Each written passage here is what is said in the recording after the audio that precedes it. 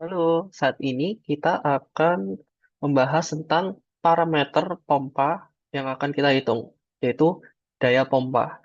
Nah, nanti ini akan menjadi dua video. Yang pertama adalah part satu tentang konsep rumus yang akan kita gunakan, dan part dua itu adalah konsep perhitungannya. Oke, part satu konsep. Nah, dalam perhitungan daya pompa, kita akan menggunakan konsep dasar, rumus dasar, yaitu rumus Bernoulli. Nah, cuman kalau semisal kalian pernah nemu itu di suatu buku gitu, ada beberapa yang rumus Bernoulli-nya itu ada GC-nya. Nah, kenapa kok aku bahas ini? Karena dulu waktu aku sidang pabrik gitu, itu temanku ada yang ditanyain, loh kenapa kok Bernoulli-mu nggak ada GC-nya? Sedangkan di buku itu ada GC-nya. GC itu apa sih? Nah, GC itu, jadi sebenarnya ini sama, rumusnya sama, cuman kenapa kok yang ini ada GC-nya? Jadi GC itu dia adalah satuan konversi karena bentuknya adalah British, bentuk satuannya. Jadi yang ini biasanya digunakan untuk SI, yang ini untuk satuan British. SI itu kayak meter, kilogram, terus Pascal, dan lain-lain. Sedangkan British itu kayak pound, feet, dan sebagainya. Nah, GC itu adalah merupakan faktor konversi yang nilainya adalah 32,17. Nah, kenapa kok SI itu nggak ada GC-nya? Karena GC di SI, di satuan SI, itu nilainya adalah satu. Sehingga apa? Sehingga ini kalau dikalikan satu kan sama aja nggak ada tuh. Sama aja dia hasilnya ya seperti Bernoulli biasa pada umumnya yang kita lihat. Jadi suatu saat misal kalian ditanyain di sidang pabrik kenapa nggak ada GC-nya, GC itu apa? Itu aku harap kalian bisa menjawabnya.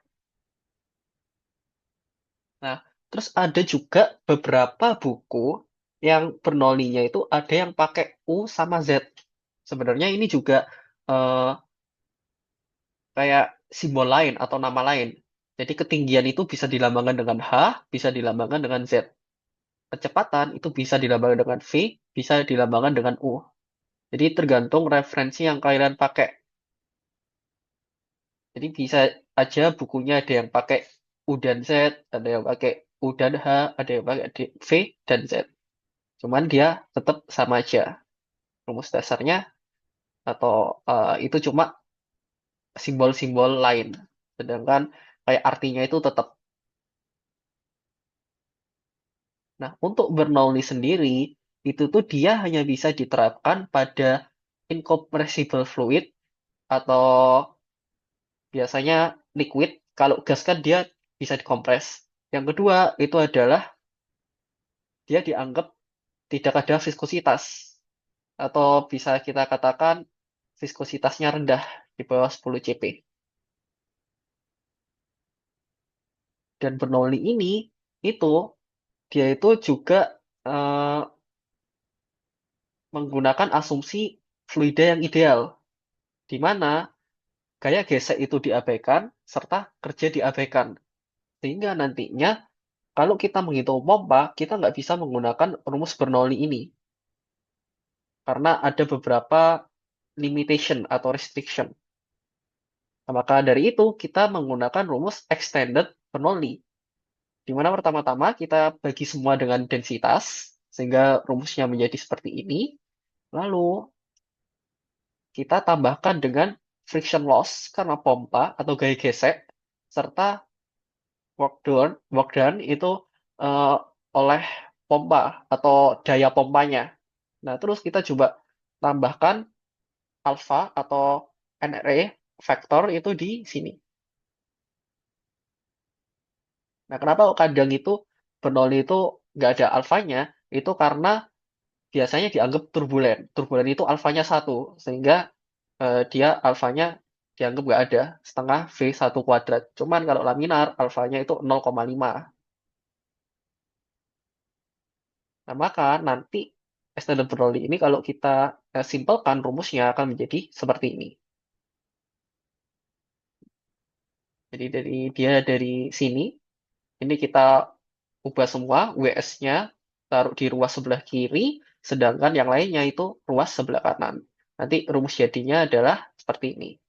Kan karena kita menghitung daya pompa kan ya, makanya kita hitung WS-nya, kerja dari pompa, pompa tersebut. Cuman WS ini kerja ya oleh fluidanya. Maka dari itu, kerja pompa itu adalah kerja dari fluidanya dibagi dengan efisiensi pompa.